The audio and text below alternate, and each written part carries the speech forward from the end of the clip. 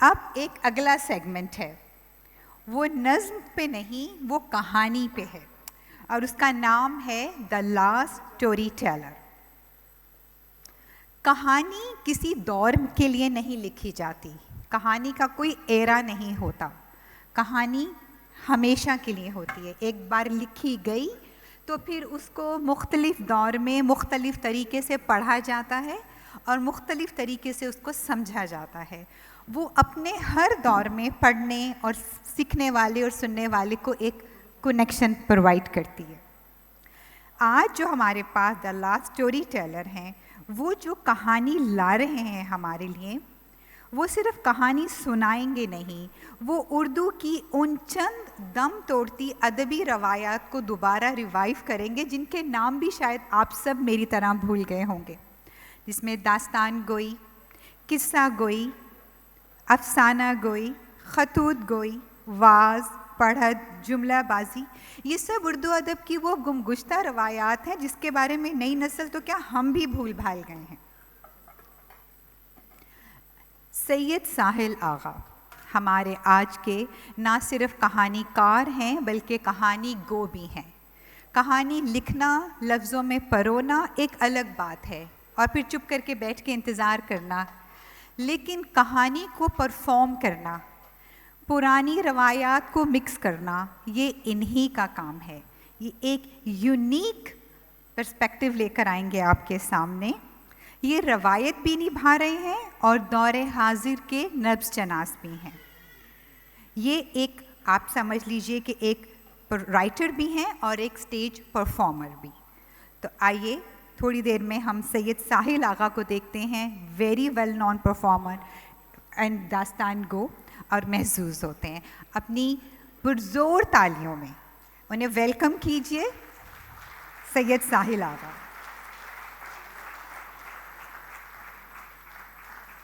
आदाब।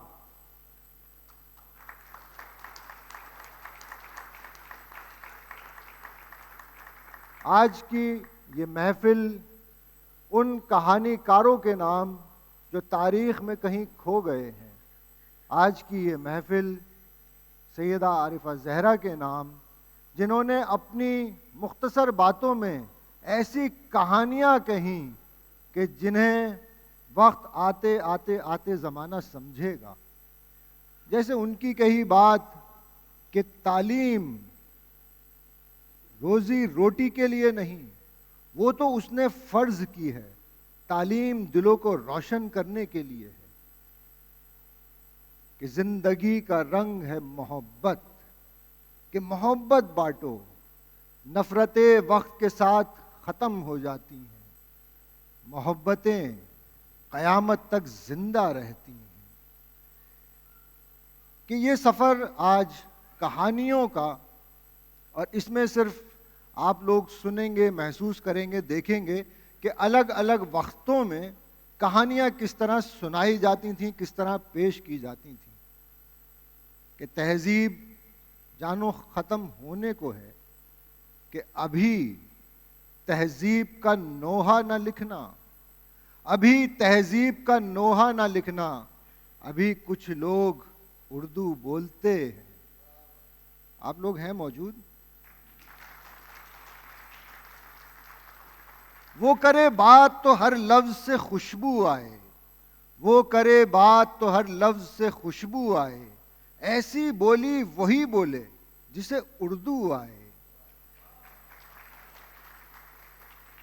कि दास्तानों से अगर गुजरो कई किरदार मिलते हैं, दास्तानों से अगर गुजरो कई किरदार मिलते हैं, गए वक्तों की ड्योढ़ी पे खड़े कुछ यार मिलते हैं।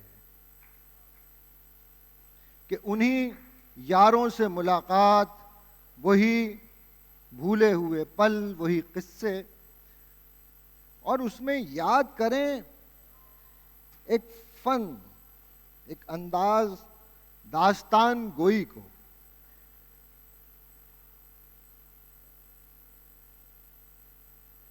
कि जो नहीं जानता वो जान जाए और जो जानता है वो मान जाए कि हिंदुस्तान जन्नत निशान 13वीं सदी, एक सूफी, एक शायर, एक दरवेश, जिसने अपने पीर, अपने उस्ताद की मोहब्बत में कई गीतों को रचा, कई गज़लें लिखी, कई दास्तानें बुनी।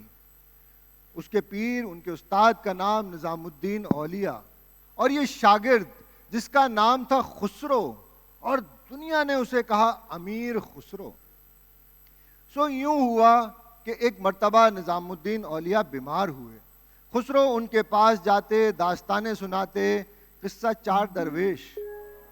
जब रफ्ता रफ्ता निज़ामुद्दीन औलिया को सेहत मिली तो उन्होंने दुआ दी कि ए खुसरो, जो तुम्हारी इन दास्तानों को सुने, अगर वो परेशानी में है तो उसे आराम मिले, अगर वो बीमार है तो उसे शिफा मिले, जो अंधेरे में है उसे रास्ता मिले, बेचैन दिल को सुकून मिले। ए खुसरो, तुम्हारा ये फ़न यूं ही जिंदा रहे कि क़यामत तक लोग दास्तानें सुनाते रहें और मोहब्बत का पैगाम यूं ही फैलाते रहें। कि इस किस्से को, इस बात को 800 बरस गुजर गए। खुसरो दास्तानें सुनाते, दास्तानें लिखते, इसकी ज़ुबान क्या हो। जब इसकी बात आई तो आपके उस्ताद ने फरमाया, खुसरो, ये दरबारी लोग तुर्की बोलते हैं, देवनागरी की खड़ी बोली बोलते हैं। ये दरबारी लोग तुर्की बोलते हैं, फारसी बोलते हैं, और आवाम देवनागरी की और खड़ी बोली, ये एक दूसरे की ज़बान को समझते ही नहीं। तुम एक ऐसी ज़ुबान बनाओ कि जो सबकी मिली जुली हो। खुसरो ने कहा, मेरे पीर, मेरे उस्ताद, आपकी कही बात मेरे लिए हुक्म है। दरबारी लोग तुर्की फारसी बोलते हैं, किसी भी नए लफ्ज़ की आमेजिश को इंतहाई नापसंद फरमाते हैं, और आवाम खड़ी बोली, देवनागरी की, ब्रज या चंद लोग संस्कृत बोलते हैं। फिर इस एक नई जबान को भला कोई क्यों कर सुनेगा, क्यों बोलेगा। खुसरो,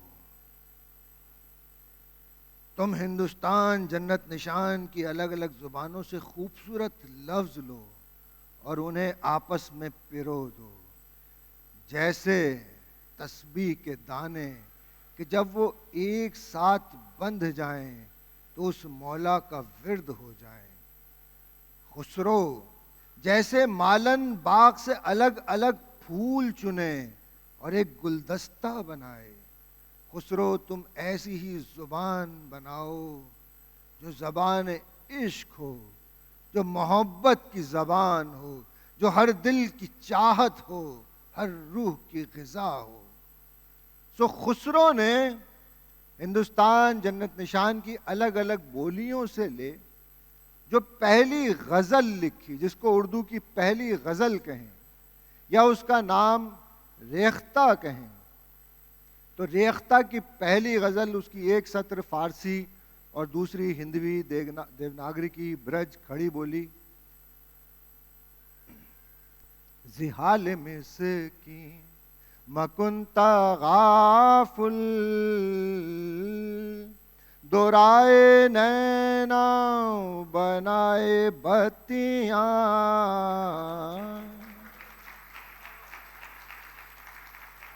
कि मुझ मिस्कीन से क्यों तगाफुल करते हो, यूं नजरें मिलाते हो, बातें बनाते हो। कि ताब हिजरा नदारों में जान, न लेहू काहे लगाए छतियां। मुझसे यूं दूरी क्यों बरतते हो, ऐसा ना करो, मुझे अपने सीने से लगा लो। जिहाल में से की मकुंता गाफुल, शबान हिजरा दराज चूजुल। कि तुम्हारी हिजर, तुम्हारी जुदाई ऐसे है जैसे सियाह काली घनेरी जुल्फ। शबान हिजरा दराज चूं जुल्फ व रोज़े वसलत चुमरे कोता। और मिलन की घड़ी कैसी, ऐसे जैसे छोटी सी जिंदगी मुख्तसर। शबान हिजरा दराज चूं जुल्फ व रोज़े वसलत चुमरे कोता। सखी पिया को जो मैं न देखूं तो कैसे कैसे काटूं अंधेरी रतियां। हाल में से की मकुंता गाफुल। यहां तालियां बजानी थी।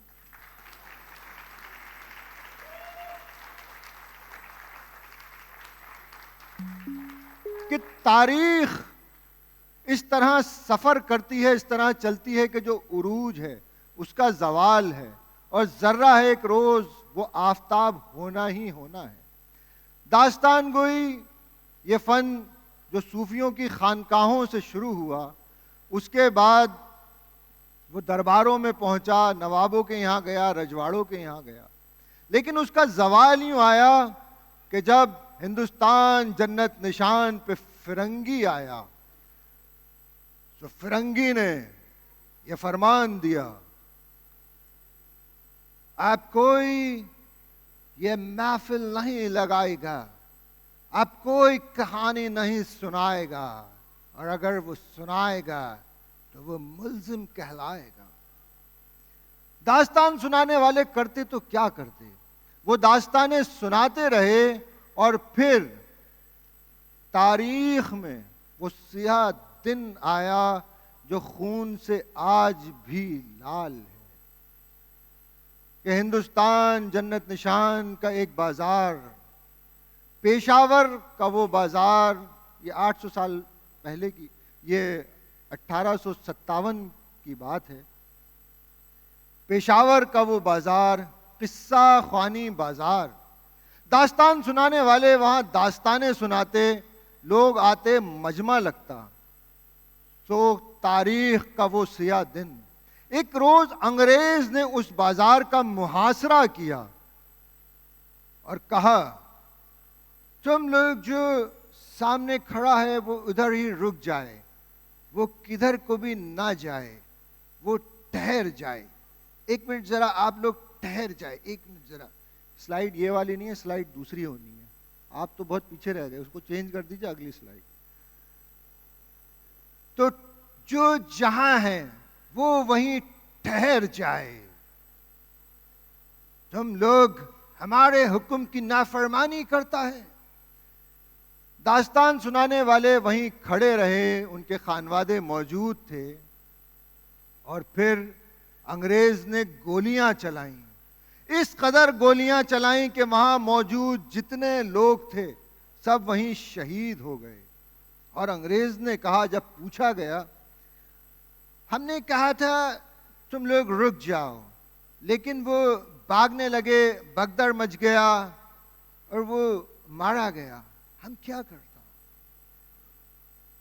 2 दिन बाद जब उन दास्तानें सुनाने वालों की लाशें उठाई गईं, ये तारीख की सच्ची बात, ये सच्चा किस्सा, कि जब 2 दिन बाद उन दास्तान सुनाने वालों की लाशें उठाई गईं कि इजाजत ना थी इनको कोई हाथ भी लगाए, तो देखा कोई गोली भी पीठ पे ना थी, हर गोली सीने पे आई थी, कि वतन की मोहब्बत में वहीं रहे, जो गोली खाई सीने पे खाई, पीठ ना दिखाई, कोई भागा ना था।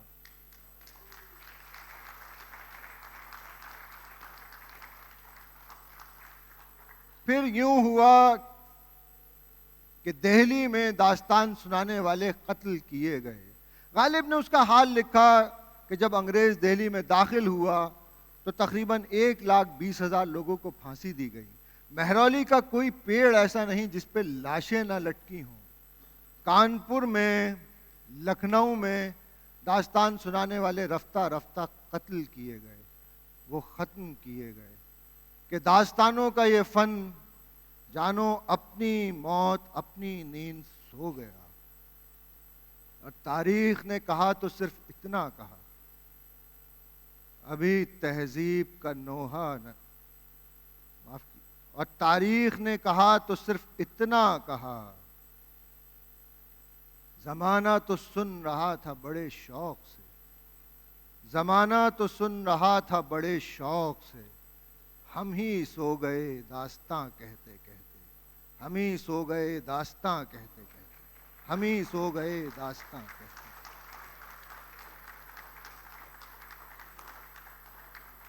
तो ख़ातिनो हजरात, इस तरह दास्तान गोई फन जानो अपनी मौत की नींद सो गया। लेकिन जैसा कि ये अलामत है, जिंदगी अपने रंग बदलती है, नए फूल खिलते हैं, उसी तरह हिंदुस्तान जन्नत निशान में एक और फन जो पहले से मौजूद था, किस्सा गोई। किस्सा गोई, दास्तान गोई के जवाल के साथ उसका उरूज आया। किस्सा गोई, किस्सा गो, फिर बाज़ारों में, चौबारों में, मैखानों में किस्से सुनाते। उसका अंदाज भी ज़रा फ़र्क था, क्योंकि फ़िरंगी ने यह हुक्म दिया था कि तुम अपनी गुज़री तारीख़, अपना इतिहास ना सुनाओ, तुम सुनाओ सिर्फ चिड़ियों की, बुलबुलों की, मोहब्बत की दास्तानें, सूफियों की बातें, अपनी गुज़री तारीख़ ना सुनाओ। सो यूं हुआ कि किस्सा गो अपना लिबास बदल, अपना अंदाज बदल, किस्से सुनाते। किस्सा गोई ने अपना रंग लिया हिंदुस्तान जन्नत निशान के एक कदीमी फ़न कथा वाचन से। स्लाइड चेंज कर दीजिएगा। कथा वाचन से, कि कथा वाचन इसके बारे में कहते चलें, क्योंकि ये फ़न अब नायाब हो गया है पूरी दुनिया में। पूरी दुनिया में गायन कथा वाचन के सिर्फ एक ही फनकार बचे हैं, अजय कुमार जी, और इस खाकसार को उनकी शागिर्दी का शर्फ हासिल है कि ये किस्सा गोई कथा वाचन के अंदाज में, इसकी ज़बान अलग है। ये आप इसको, इसमें नुक्ते नहीं मिलेंगे, जैसे ज़िंदगी जिंदगी हो जाती है, ज़माना जमाना हो जाता है। तो आप इसका मज़ा लीजिए। किस्सा गोई कथा वाचन के अंदाज में।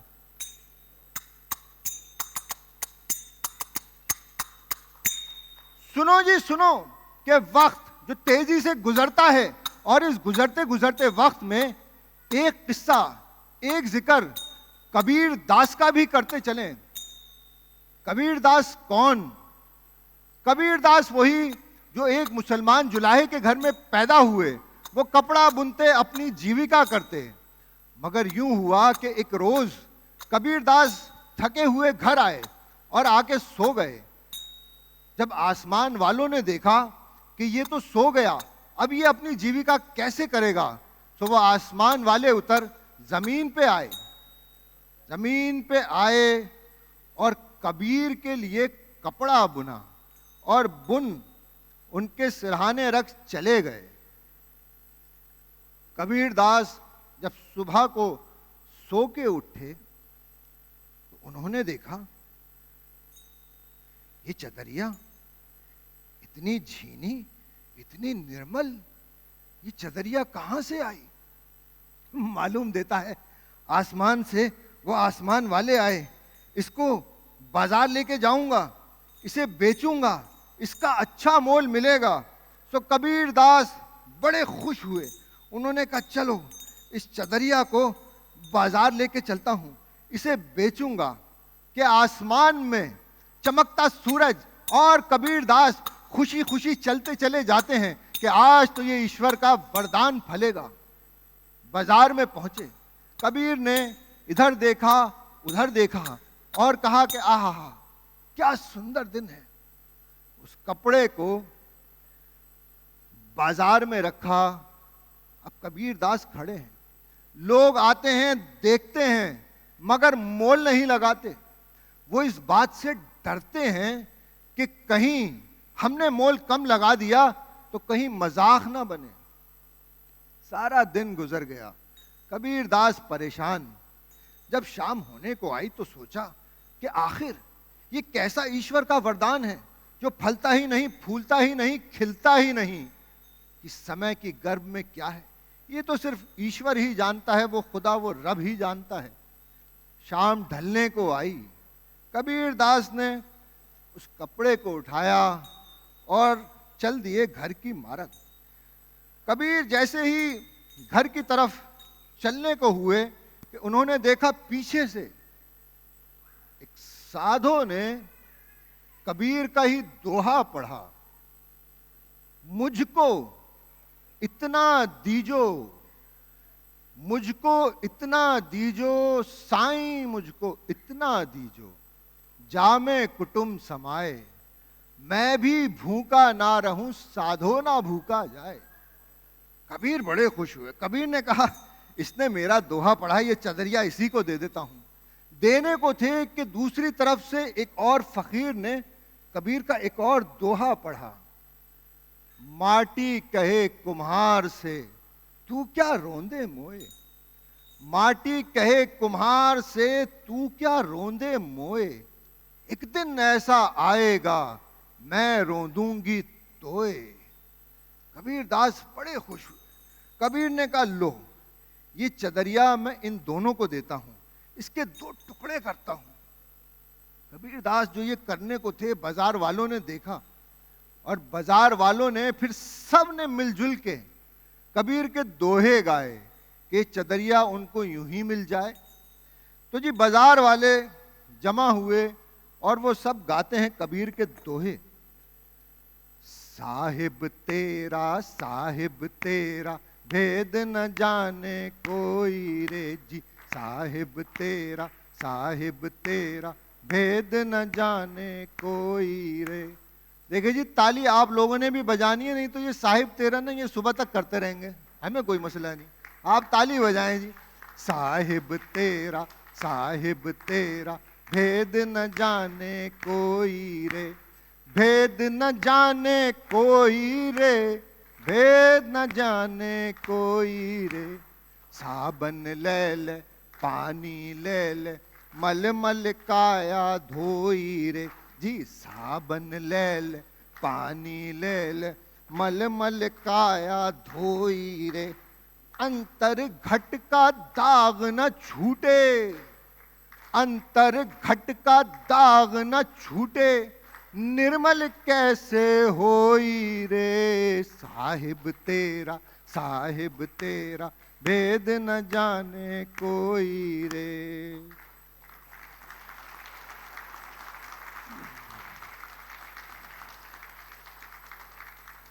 कबीर दास बड़े खुश हुए। उन्होंने कहा वाह इतनी अच्छी बात, ये चदरिया इन सब बाजार वालों को दिए जाता हूं। बाजार वालों के हाथ में वो चदरिया आई तो एक खींचा तान, हर कोई खींचता है, कहता है मैंने दोहा अच्छा सुनाया, दूसरा कहता है मैंने कहा तो उन्हें ये ख्याल आया, और बाजार वाले कहते हैं ये हमारा।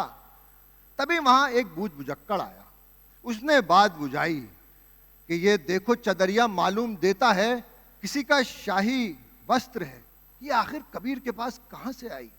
चलो राजा के पास चलते हैं कि राजा को ये बात बताएंगे, वही न्याय करेगा। अगर हमने इसके टुकड़े कर दिए और राजा को ये बात मालूम चली तो वो कितना नाराज होगा। अब बाजार वाले लोग जमा होके सब चल दिए राजा जी के पास कि आखिर क्या है इस चदरिया का राज, ये चदरिया कहां से आई, कबीर को क्यों मिली। सब जमा होकर राजा के पास पहुंचे, सारी बात बताई, और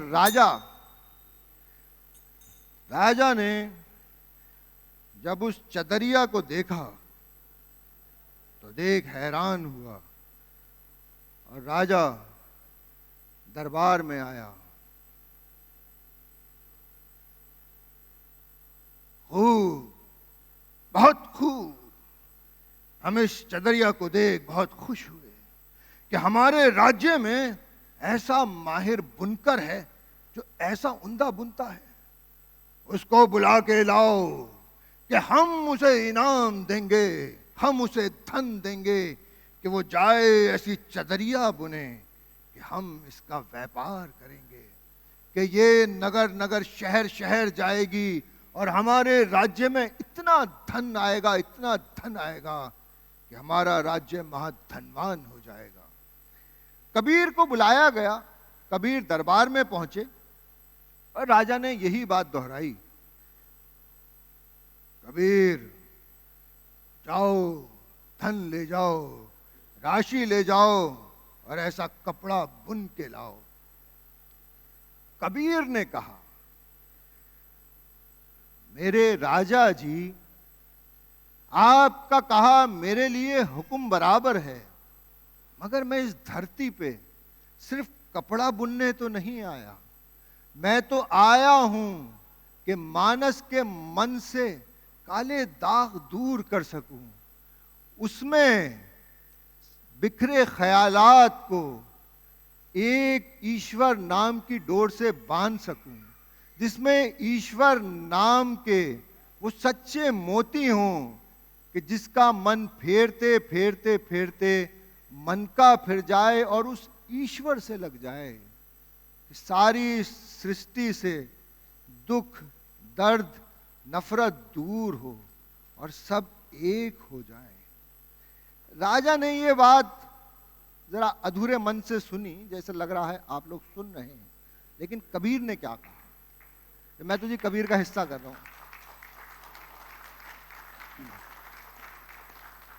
राजा ने ये बात सुनी अधूरे मन से और राजा ने कहा, खूब, बहुत खूब, बड़ी उम्दा बातें करते हो कबीर दास, मगर जरा ये बताओ, तुम इतने बरस इस संसार में रहे, कितनों के दिल के दाग चुने, कितनों के दिल साफ किए, जरा हम भी सुने और हमारे दरबारी भी सुने। तो कबीर दास ने कहा, राजा जी, बुरा जो देखन मैं चला तो बुरा ना मिलियो कोई, बुरा जो देखन मैं चला तो बुरा ना मिलियो कोई, जो मन खोजा आपना तो मुझसे बुरा ना कोई, तो मुझसे बुरा ना कोई। धुनी रे धुनी तुझे किसकी धुन, धुनी रे धुनी तुझे किसकी धुन, पराई रुई के पाप न बुन, तेरी रुई में चार बिनौले सबसे पहले इनको चुन। कि मेरे राजा जी, मुझे आज्ञा दीजिए कि मैं वापस लौट सकूं, कि मैं क्षमा चाहता हूं। ये कह के कबीर जब वापस लौटने को थे तो दरबारी आए, दरबारियों ने आके कबीर को समझाया, कबीर दास तुम ये क्या करते हो, राजा तुम्हें इनाम देता है, तुम मना करके वापस जाते हो, तुम मूर्ख हो क्या, इतना धन तुम्हें देता है, ये जीवन कुछ दिन का है, सुख से गुजार लो, ये जीवन, ये जिंदगी चंद रोजा है, इसे सुकून से आराम से गुजार लो, कि राजा जो देता है तुम्हें धन, उसे स्वीकार कर लो। तो कबीर दास ने कहा, जो इतिहास में अमर हो गया, उड़ जाएगा हंस अकेला, उड़ जाएगा हंस अकेला, जग दर्शन का मेला, जग दर्शन का मेला। यानी ये आत्मा जो है एक हंस के समान है, एक रोज इंसान को अकेले ही जाना है और ये दुनिया तो सिर्फ एक मेला है। जैसे पात गिरे तरवर से मिलना है दुहेला, कि जैसे पेड़ों से पत्ते गिरते हैं और फिर मिल नहीं सकते, जैसे पात गिरे तरवर से मिलना है दुहेला, ना जाने कहां गिरेगा लगिया पवन का रेला, लगिया पवन का रेला।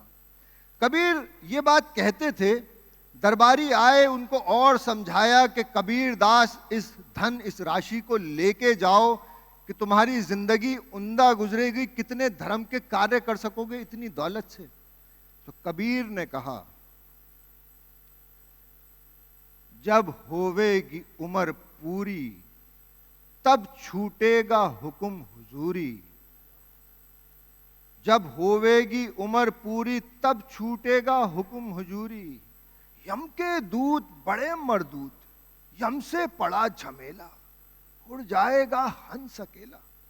ये एक दोहा हमारे उस्ताद मरहूम उस्ताद इकबाल अहमद खान साहब, एक मर्तबा उन्होंने इस दोहे के 70 मायने हमें बताए थे। मैं 3 आपके सामने रखूं।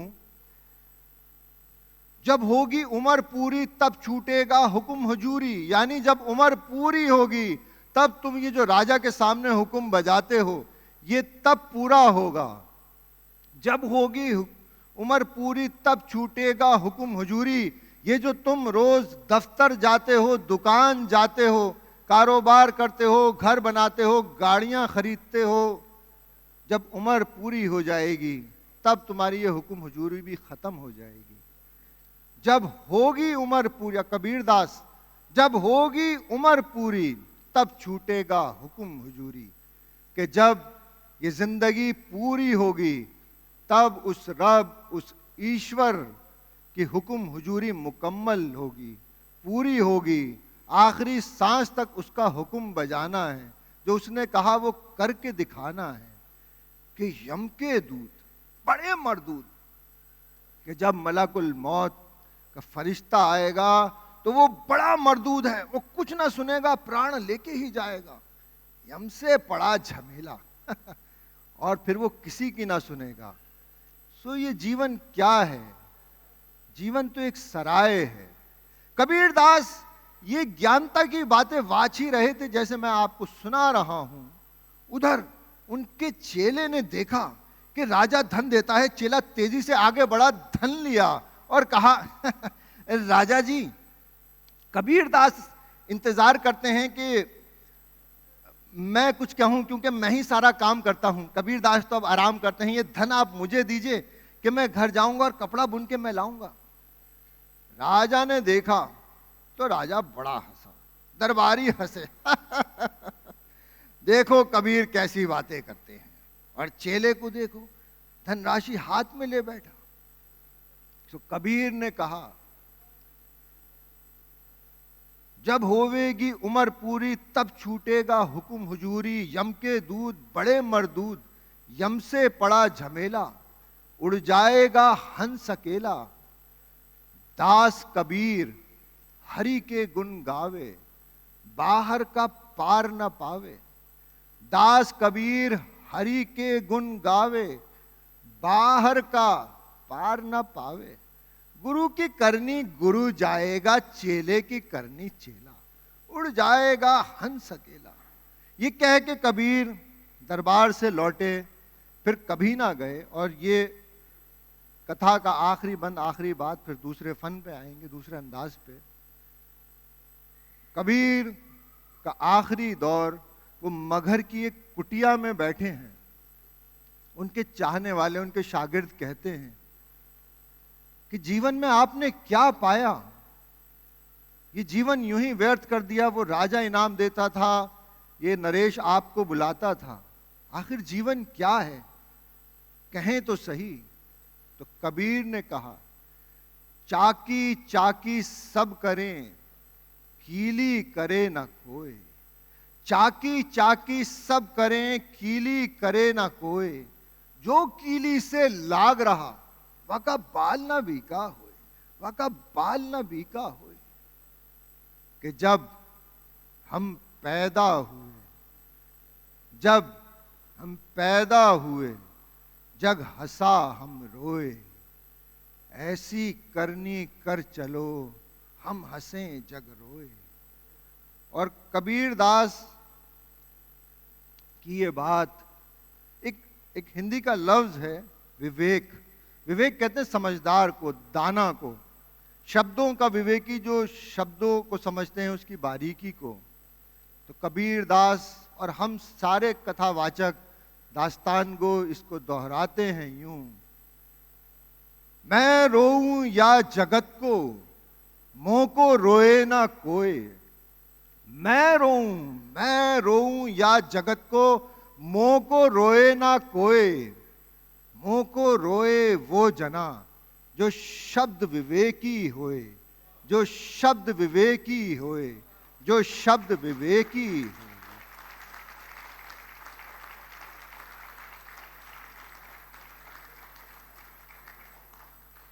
तो ख़वातीनो हज़रात, ये फ़न, कथा वाचन और किस्सा गोई, दोनों ही फ़न आज तकरीबन ख़त्म हो चुके हैं। इनके फ़नकार मौजूद नहीं हैं, कहीं भी देखा जाए, ढूंढा जाए। एक और हमारे यहाँ अंदाज़ था कहानियाँ सुनाने का, कि उसमें कहानियाँ शामिल होती थीं। वो था अंदाज़ वाज़ का।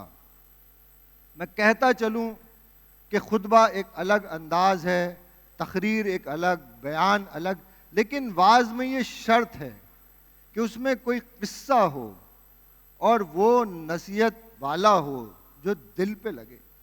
हालांकि वाइज बड़ा दीनदारी का मामला है, लेकिन लोगों ने वाइज पे अजीब अजीब बातें कही कि शराब नाब तो हजरत वाइज भी पिएंगे, शराब नाब तो हजरत वाइज भी पिएंगे, अगर जन्नत में गए तो। आप बजा सकते हैं ताली। देखिए, शेर मेरा नहीं है, अच्छा है कि बुरा, मैं तो सुना रहा हूं कि जब भी मिलते हैं शेख साहिब करते हैं हूरों की बातें। जब भी मिलते हैं शेख साहिब करते हैं हूरों की बातें। मुझे तो शेख साहिब की बंदगी पे भरोसा नहीं है। अजी देखिए, लोगों ने कैसे कैसे वाइज के किस्से बना लिए कि वाज आपको सुनाए, उससे पहले जरा सुनिए कैसी बात। एक वाइज साहब थे, उन्होंने प्याज वाले से कहा कि भैया प्याज हमें 10 रुपए दे दो। प्याज वाले ने कहा नहीं नहीं नहीं, 15 से कम हरगिज नहीं। भाई साहब ने कहा दे दो ना, तो अच्छा ना होगा। प्याज वाले ने कहा देखा जाएगा जो होगा। सो वाइज साहब ने अपनी दीवार की तख्ती पर लिख के लगाया, प्याज खाना हराम है। अब जी कोई प्याज ना खाए, प्याज ना बिके। प्याज वाले रोते धोते आए वाइस साहब के पास, कहा कि जी हुजूर माफ कीजिए, प्याज मुफ्त लीजिए, कम से कम ये जो तख्ती पे लिखा है इसे तो वापस लीजिए। वाइस साहब ने कहा देखो प्याज मैं तुमसे 10 रुपए ही लूंगा, तख्ती पे जो लिखा गया वो तो लिखा गया, अब इसका क्या किया जाए। अब आप सोचिए कि वाइस साहब ने क्या किया होगा। तो साहब वाइस साहब ने उस दीवार पे लिखी तख्ती, प्याज खाना हराम है, प्याज के नीचे एक नुक्ता लगाया और हो गया ब्याज खाना हराम है।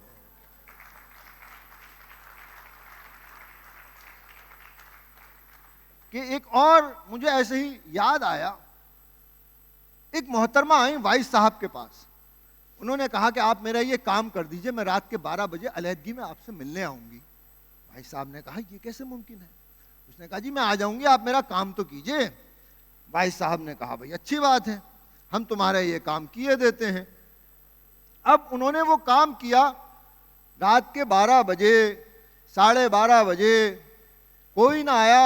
भाई साहब कलाबाजियां खा रहे हैं कि उन्होंने लाउड स्पीकर खोला और ऐलान किया, हजरात एक जरूरी ऐलान समाअत फरमाएं, जो सोए हैं वो जाग जाएं और जो जाग रहे हैं वो सोतों को जगाएं कि घड़ी में 12:30 बज चुके हैं, ऐलान खत्म हुआ। ये क्या बात हुई।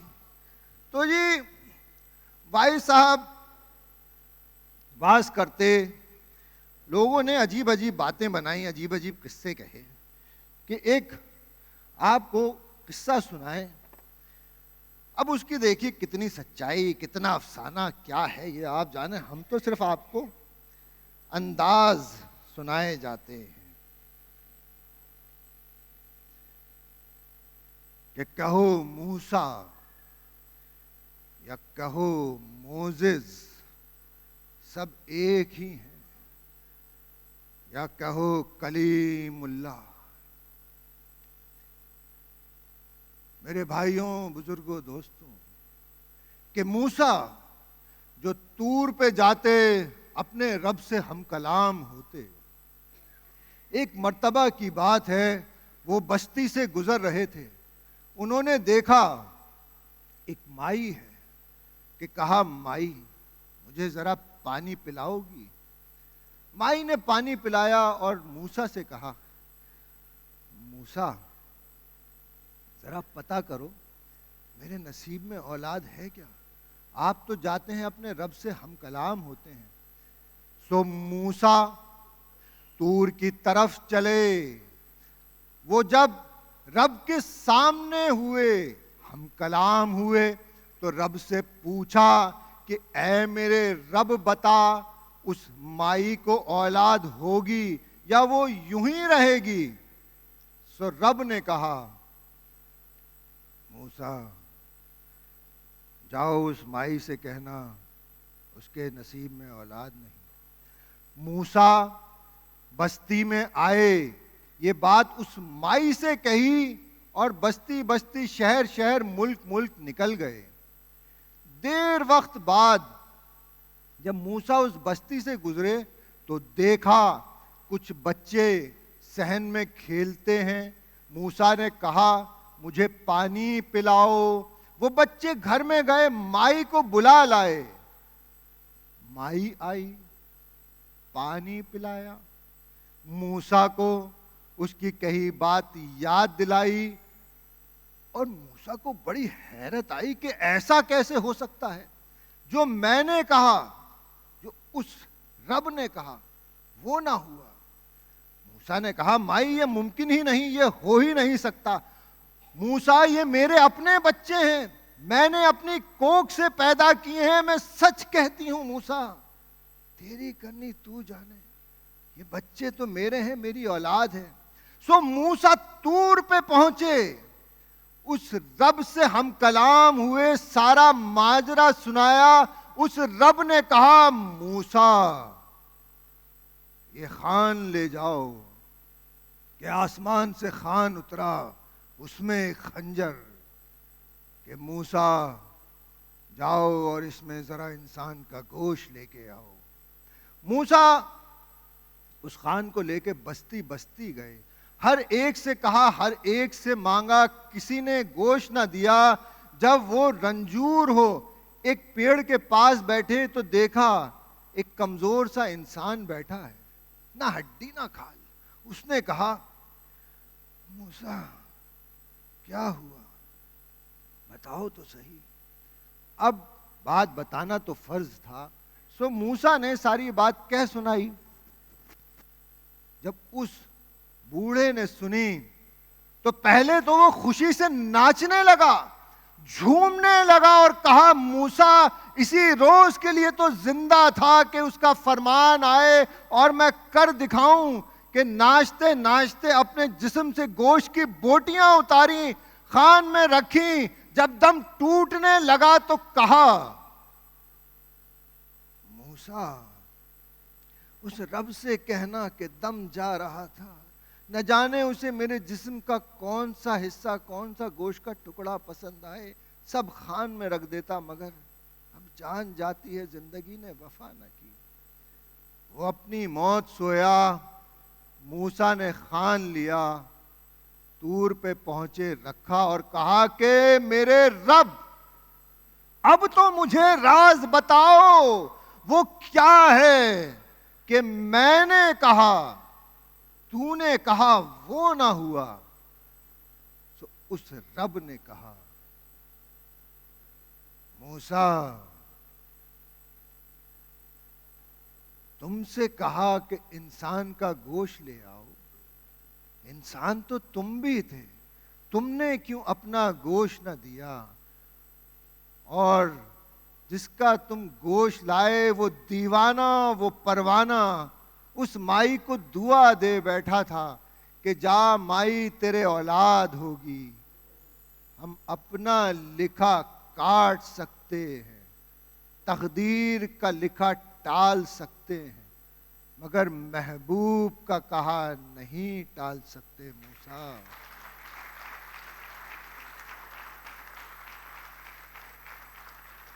कि मैं फिर उनके हाथ बन जाता हूं, मैं उनकी नजर बन जाता हूं, उनकी जुबान बन जाता हूं। मिटा दे अपनी हस्ती को गर कुछ मर्तबा चाहता है, मिटा दे अपनी हस्ती को गर कुछ मर्तबा चाहता है, कि दाना खाक में मिलके ही गुले गुलजार होता है। वो जमाने में मौजिज़ थे साहिबे ईमा होकर, वो जमाने में मौजिज़ थे साहिबे ईमा होकर, और तू खार हुआ तारीख कुरान होकर। कि मोहम्मद से वफा तूने तो हम तेरे हैं, कि मोहम्मद से वफा तूने तो हम तेरे हैं। ये जहां चीज है क्या, लौहो कलम तेरे हैं, ये लौहो कलम तेरे हैं, ये लौहो कलम तेरे हैं। ये अंदाज वाज कहने का ये फिर खत्म हुआ। अब तो वाइज का क्या ही कहें और क्या ही जिक्र, के अंदाज खोता चला गया। लेकिन वक्त के साथ साथ कहानियां कहने के अलग अलग अंदाज आते रहे। अब वक्त क्योंकि मेरे पास मुख्तसर है, एक अंदाज और था, उसको हम कहते हैं खुतूत गोई, यानी खत पढ़ना। इसकी जरा सी तारीख कहें, वक्त हालांकि खत्म हुआ चाहता है। खतूत गो दरबारों में बाकायदा होते थे जो खत पढ़ते थे। मुगलों के दौर में जब आमोदरफ्त बढ़ी खतों की, तो बाकायदा खतूत गो होते थे। और आपको बड़ी तारीखी बात बताएं, फिर उस अंदाज पे आएंगे कि सरोज साहब सुनिएगा, आप लफ्ज़ों के परस्तार हैं, शौकीन हैं, कि ज़बान रेख्ता को रंग दिया खतूत गोयों ने। वो भी इस तरह कि जब खत लिखे जाते, जासूस लेके आते तो रास्ते में पकड़े जाते, उनको अजियतें दी जाती, सजाएं होती। फिर खत यूं लिखे गए कि पहली बात आखिर में, आखिरी बात पहले। जब वो पकड़े जाते तो फिर पढ़ने वाला समझ जाता कि बात इधर उधर है, कि जाने हकीकत क्या होगी। फिर खत लिखने वालों ने, खत नवीसों ने एक नई तहरीर, नया अंदाज इजाद किया। रेख्ता तो हज़रत अमीर खुसरो ने इजाद किया था, लेकिन खत में, जिसको आज हम कोडिंग कहते हैं, कि उन्होंने रेख्ता शायरी में छुपे हुए पैगामात भेजे, और उन्हें वही समझ सकता था जो उन्हें जानता था। डॉक्टर साहब, वास्ती साहब, के सिर्फ एक मैं आपके सामने पेश करूं। चमन में बहार आई, बुलबुल ने आशियां बदला। अब समझने वाला समझ सकता है, ये खत में जब शेर लिखा गया कि हाल तो अच्छा है, लेकिन फौजें अब ठीक नहीं लगता है, वो बागी से मिलने वाली हैं। चमन में बहार आई, बुलबुल ने कैद है पाई। कि चमन में तो हाल बहुत अच्छा है, लेकिन कुछ अच्छे लोग हैं जिन्हें सजा दी जा रही है, जिन्हें कैद किया जा रहा है। आप उनका भी तो हाल पूछिए। चमन में बहार आई, बुलबुल ने परों को नोचा। यानी कि चमन में तो बहार आई है, लेकिन जो जिम्मेदार हैं उन्होंने गल्ला माल अपने हिस्से में ले लिया, आपको उतना नहीं भेजा। इस तरह से चमन में बहार आई, बुलबुल ने पलट के न, चमन में खिजा आई, चमन में खिजा आई, बुलबुल ने पलट के न देखा। ये सब रेख्ता के शेर हैं, खतों में इस्तेमाल होते थे। यानी कि हाल चमन पे खिजा आई, बुलबुल ने पलट के ना देखा, कि कि यहाँ तो कैद साली है और बुलबुल यानी बादशाह उसने तो हमारी तरफ देखा भी नहीं। इस तरह खत लिखे जाते। तो दरबार में खतूत गो होते। एक खत का मैं छोटा सा टुकड़ा पढ़ता हूँ, आप लोगों ने सुना होगा ताकि आप उस अंदाज तक पहुंच जाएं। बानाम ताजदारे हिंदुस्तान जलालुद्दीन मोहम्मद अकबर, मालूम हो के वली अहदे हिंदुस्तान शहजादा मोहम्मद सलीम इस इत्तला नामे के जरिए अपनी खुद मुख्तारी का ऐलान करता है। मेरा मुतालबा है कि ज़िल्ले इलाही अनारकली को मेरी बेगम और हिंदुस्तान की होने वाली मलिका तस्लीम करें। अगर ज़िल्ले इलाही को मेरे फैसले से इनकार है तो समझ लें बगावत हो चुकी। उनका लायक बेटा शहजादा हिंदुस्तान शहजादा मोहम्मद सलीम। ये एक अंदाज था जो दरबारों में जिस तरह खत पढ़े जाते थे, लेकिन गालिब ने खतूत को एक और अंदाज दिया। उन्होंने कहा कि मैंने जो लिखा उसको बातचीत बना लिया कि विसाल में हिज्र के मजे लिया करो, कि विसाल में हिज्र के मजे लिया करो, बाकलम बातें किया करो। कि गालिब के खत पढ़ने का एक अलग अंदाज है। देखिए अगर उस तक पहुंच पाए। मियां, ये अंदाज यूं है कि जैसे हम बातचीत कर रहे हो। मियां, तुमने जो भेजा मैंने देखा वो तो बाजार में आम है यानी कि आम है। हाँ, वो किस्सा मिर्जा साहिब का यूं ही है कि हम डेवड़ी में बैठे आम खा रहे थे, उधर से कुम्हार गुजरा कि मिर्जा साहिब तो आम खाते नहीं। सो कुम्हार गुजरा, उसके साथ गधे थे, गधे ने आम के छिलकों को सूंघा और आगे बढ़ गए। मिर्जा साहिब ने तंज के तौर पे कहा, देखो मिर्जा, गधे भी आम नहीं खाते। सो मैंने कहा, सही कहते हो, गधे ही आम नहीं खाते।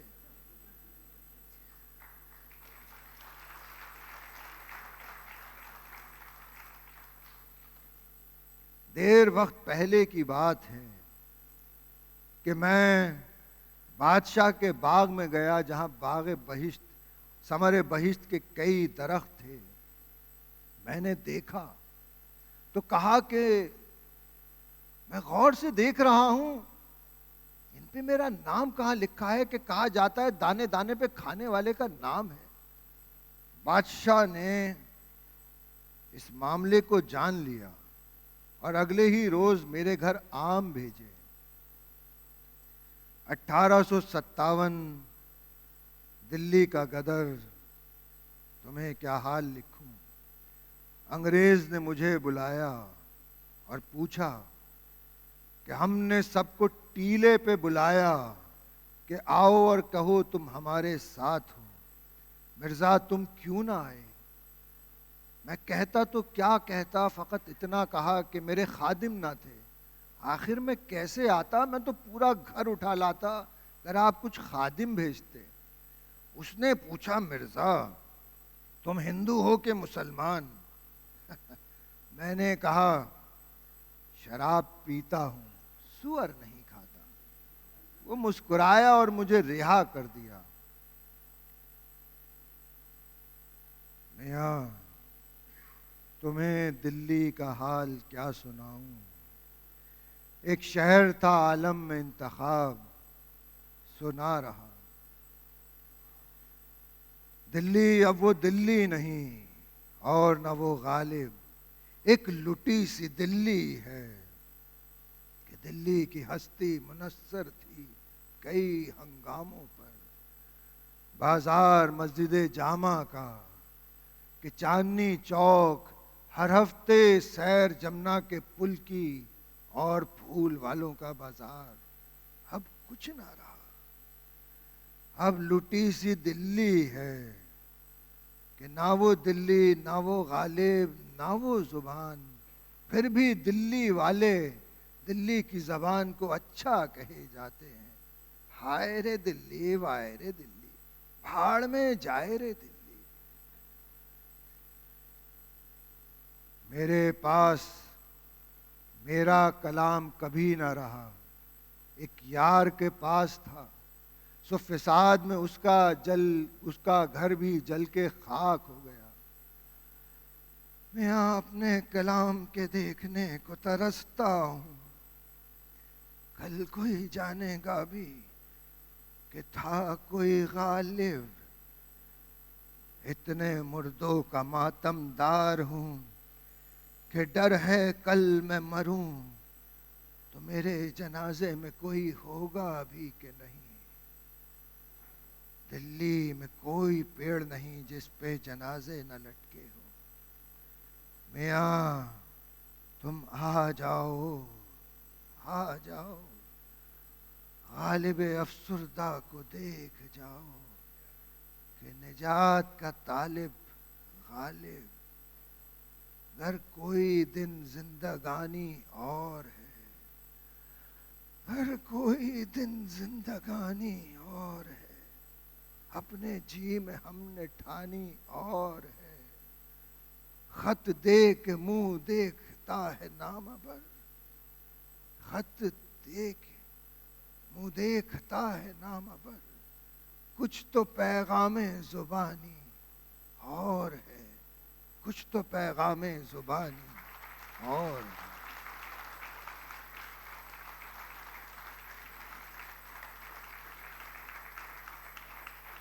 के खत बहुत से लिखे गए।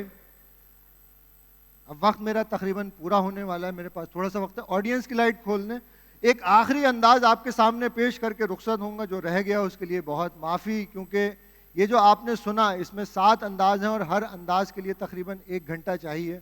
तो हमने वास्ते साहब और सरोज साहब से कहा था कि तकरीबन 7 घंटे लगेंगे, तो उन्होंने कहा भाई एक ही में सबको निपटा लो। तो जो पेश कर सके वो किया। ऑडियंस की लाइट खोल दीजिएगा। जुमलेबाजी ये 13वीं सदी का फन है जिसको अमीर खुसरो ने इजाद किया, और ये इस तरह से कि अमीर खुसरो बात से बात बनाते, लफ्ज से लफ्ज को जोड़ते। इस मैं जो आपके सामने पेश कर रहा हूँ सिर्फ दास्तान गोई के 3-4 फनकार थे, बाकी तो सबके ख़त्म हो चुके हैं, कथावाचन के एक ही हैं। ये जुमलेबाजी है, इसको अब कोई नहीं करता। अब सिर्फ एक छोटा सा आपके सामने कि खुसरो गुजर रहे थे, पनगढ़ की पनहारनों ने खुसरो से कहा कि खुसरो तुम हमें कुछ सुनाओ तो हम तुम्हें पानी पिलाएं। तो पहली पनहारन ने कहा खुसरो तुम हमें सुनाओ खीर पे कुछ मीठा मीठा। दूसरी ने कहा ऐ हट, खीर तो मीठी है, इस पे तो खुसरो सुना ही देंगे, खुसरो तुम हमें सुनाओ चरखे पे। तो तीसरी ने कहा आई हट, चरखा करे रियाओ रियाओ रियाओ रियाओ, चरखे में क्या है। खुसरो तुम मुझे सुनाओ कुत्ते पे। अब चौथी ने कहा आई हट, कुत्ता मुर्दार, कुत्ते पे क्या सुनाएंगे खुसरो। खुसरो तुम मुझे कुछ तड़कता भड़कता ढोल पे सुनाओ। तो चारों ने अपनी फरमाइश की और खुसरो ने कहा खीर, चरखा, कुत्ता, ढोल। खीर पकाई जतन से, चरखा दियो जलाए। खीर पकाई जतन से, चरखा दियो जलाए। आया कुत्ता खा गया खीर, तू बैठी ढोल बजाए। अब खुसरो को कौन पानी पिलाए।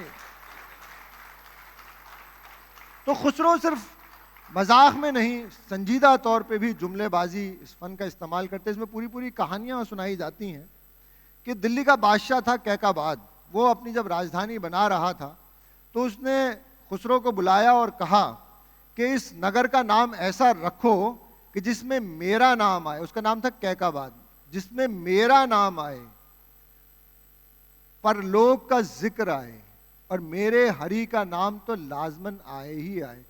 खुदा को हरी कहते हैं हिंदी में, उसका नाम कैकाबाद, उस लोक का जिक्र। और हरी, खुसरो मुस्कुराए और कहा यानी किलौक हरी, कैसे कैकाबाद, लौक से वो लोग और हरी से हरी, किलौक हरी। ये दिल्ली में इलाका आज भी आबाद है। वो इस तरह बातों से बातें बनाते, लफ्ज़ से लफ्ज़ जोड़ते। अब आप और हम शामिल होंगे कि मैं इधर से दास्तान सुनाऊंगा, आप लोग एक एक लफ्ज़ जो भी आपके जहन में आए, दिल में आए, वो कहिएगा और देखिए कैसे फिर वो दास्तान का हिस्सा बन जाता है। कि मैं दास्तान को सिर्फ बांधता हूँ, उसके बाद आप ये कहता चलूँ कि जी जहाँ हिंदू शास्त्रों में नाट्य शास्त्र है, तो जहाँ पे सरस्वती वंदना है वहीं पे श्रोता वंदना भी है। यानी कि उसके आशीर्वाद तो लोगे, श्रोताओं का भी लो। तो जी अपने आशीर्वाद का मामला रखिएगा जब आप लफ्ज बताएं। कि देर वक्त पहले की बात है, हिंदुस्तान जन्नत निशान की शहजादी अपने बाग में बैठी है। फूल खिलते हैं, फल लगे हैं, खूबसूरत मंजर है, मगर वो कहती है काश कोई मोहब्बत करने वाला होता तो ये जिंदगी जन्नत जैसी लगती, कि मोहब्बत से ही तो जिंदगी जन्नत है। उसके पास खादिमा खड़ी थी। खादिमा ने कहा, वो देखिए दूर से कोई आता है। वो दूर से आने वाला करीब आया, सामने आके बैठा। उसके हाथ में कोई तस्वीर थी। उसने पर्दा हटाया। ये तस्वीर आपकी मैंने बनाई है। उस आने वाले ने कहा, मैं मुसव्विर हूं, तस्वीरें बनाता हूं, एक फनकार, एक कलाकार हूं, और इस तस्वीर में रंग नहीं, मेरे जज्बात, मेरे एहसास शामिल हैं। शहजादी बड़ी हैरान हुई। चाहते क्या हो? आप इस तस्वीर को कबूल कर लें और बदले में मोहब्बत का नजराना लाया हूं कि आप मेरी मोहब्बत कबूल कर लें और मेरी हो जाएं। शहजादी ये सुनी तो बड़ी हैरान हुई कि भाई एक तस्वीर लाया और ऐसी बातें। तो अभी तो ये हुई हैरान, लेकिन अब शहजादी कुछ कहेगी क्योंकि वो शहजादी है। तो जी फरहत एहसास साहब मुझे दिख रहे हैं, हमारे बड़े हैं, बुजुर्ग हैं, तो जी कोई लफ्ज़ आप इनायत करें, मैं बात सिलसिला शुरू करूं। जी कोई भी लफ्ज़ बोलें आप। दीवानगी, अच्छा, और कोई लफ्ज़ कोई कहे? कोई लफ्ज़ बोलिए भाई, एक एक करके। जी दिल लगी, दीवानगी, निसार। एक मिनट। दीवानगी की बातें ना करो तुम, शहजादी से मोहब्बत कोई दिल लगी नहीं है। क्या कहा था? निसार। के मोहब्बत में जान निसार करने पड़ती है, तब शहजादियों की मोहब्बत मिलती है, यूं ना मिल पाएगी। अब ये बेचारा बड़ा हैरान हुआ। इसने कहा कि भाई ये क्या मामला, तो अब ये भी कुछ बोलेगा। तो जी बताएं इसको क्या बुलवाएं? बोलिए, लफ्ज दीजिए। बीमारी, अच्छा ठीक है। बीमारी, परदेश। एक मिनट। बीमारी, परदेश, सहरा। कि जी मुझे मोहब्बत की बीमारी हो गई है। जान लीजिए कि अपने अंदर रहते हुए एक परदेश में रह रहा हूं। किस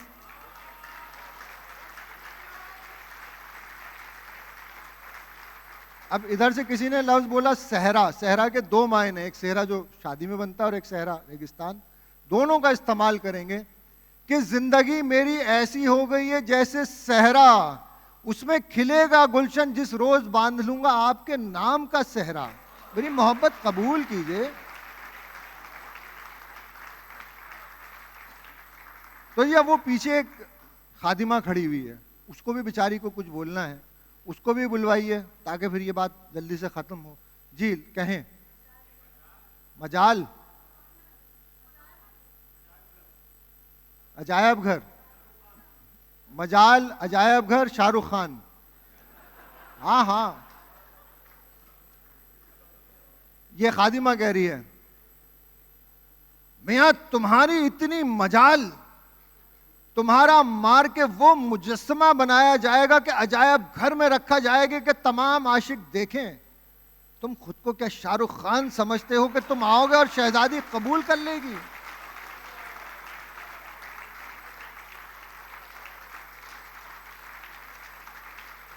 देखिए जी, शहजादी ने कहा कि कुछ शायरी वायरी करो, कुछ शेर सुनाओ, मोहब्बत करने आए हो तुम, सौदा बेचने नहीं आए हो, कैसी बातें कर रहे हो अजीब अजीब सी। तो जी अब इस गरीब को शेर सुनाना है, लेकिन वो तो आप ही बताएंगे क्या सुनाना है। हाँ जी, लफ्ज बताएं। परवाना, परवाना एहसास, 1 मिनट, असल में ज्यादा होंगे मैं भूल जाऊंगा। परवाना एहसास, परवाना एहसास मां कि मैं परवाना हूं आपकी मोहब्बत का, देखिए मेरा एहसास। मैं परवाना हूं आपकी मोहब्बत का, देखिए मेरा एहसास। आप बन जाएं मेरे बच्चों की मां, फिर देखिए दुनिया में कैसा आता है इनकलाब। भैया शहजादी ने कहा देखो इतने घटिया शेर के ऊपर तुम्हें शहजादी नहीं मिल सकती, सच्ची में घटिया था वजन इसका बिल्कुल। इसने कहा कि नहीं जी शेर तो अच्छा था, लोगों ने तालियां बजाई थी, इसको बस खत्म करते हैं। अब आप जो लोग लफ्ज कहेंगे वो लफ्ज जो हैं वो मंजर बनेंगे, वो डायलॉग नहीं बनेंगे। अब आप कहें, 1 मिनट जी, दुआ, हाँ जी ये लफ्ज है दुआएं, तो जी दुआएं तो ये, अरे रुकिए मैं हूं यहीं हूं जी, सरकार यहीं। अच्छा रुकिए जल्दी जल्दी करते हैं। दुआएं, हाँ जी वो दुआएं अपने दिल दिल में मांग रहा था, कहता तो क्या कहता, नफरत। हाँ जी नफरत तो यही तो हो रही थी शहजादी को कि ये कहां से आके बैठ गया। हसरत, हसरत दिल में थी उसके मोहब्बत की कि ये मोहब्बत कबूल कर लें तो मेरा मामला हो जाए। कबूल है, हाँ जी बस वो इसी बात के इंतजार में था कि वो कह दें कबूल है कबूल है कबूल है। मैं जरा इसको यहां रोकिए, मैं आपको एक बात बताऊं कि मैं आपको एक ये इसको बंद करेंगे जिन को, इससे पहले एक बात सुन लीजिए बड़े मजे की मेरे जहन में आई। मैं जी आपको ये सुना रहा हूं, किस्सा गोई, दास्तान गोई, जुमलेबाजी, वाज भी सुना आपने, सब लोगों ने आपने सुना। एक मौलाना के पास, एक वाइस साहब के पास एक फिल्म वाले आए, उन्होंने कहा जी आप हमारी फिल्म का इश्तहार कर दें। उन्होंने कहा भाई ये कैसे हो सकता है, ये तो हो नहीं सकता। तो उन्होंने कहा जी हम रकम आपको अच्छी देंगे, आप इश्तहार कर दीजिए। तो भाई साहब ने कहा कि भाई लाओ रकम दे दो। अब जब उनका बयान हो गया, आप लोगों ने मूसा को सुना, जन्नत जहन्नुम सब सुन लिया, सब वाज हो गया, कहानियों के अंदाज हो गए। तो ये जब उनका बयान हुआ, जन्नत जहन्नुम आखिरत हुई, आखिर में उन्होंने कहा देखिए मैं कितना वाज दूं, आप लोग मेरी सुनेंगे थोड़ी ना। यहां से मस्जिद से निकलते ही फौरन जाएंगे, जो धर्मेंद्र की नई फिल्म लगी है जो बहुत ही उम्दा है, आप उसे लाजमी देखेंगे। आप देखेंगे कि उसमें किस कदर खूबसूरत नगमे गाए गए हैं, गीत हैं, और अब आप जब बाहर निकलेंगे तो गाते हुए जाएंगे। उसमें हेमा मालिनी का इतना उम्दा रक्स है कि आप सब क्या उठेंगे। तो जी मैं आपको देखिए कितना ही सुना लूं वाज नसीहत, मुझे मालूम है कि आप लोग इस सेशन के बाद कहीं नहीं जाएंगे, क्योंकि इसके बाद में हिना दिल पजीर साहब आएंगी, उनकी दिल नवाज बातें होंगी, नज़म होगी, मुशायरा होगा, और आखिर में मौसीकार अपने रंग बिखेरेंगे। तो जी मेरी बात से तो कुछ हासिल नहीं, तो इस जिन को करें बंद। अब बास्ती साहब आप आ गए, एक लफ्ज इनायत फरमाएं जी।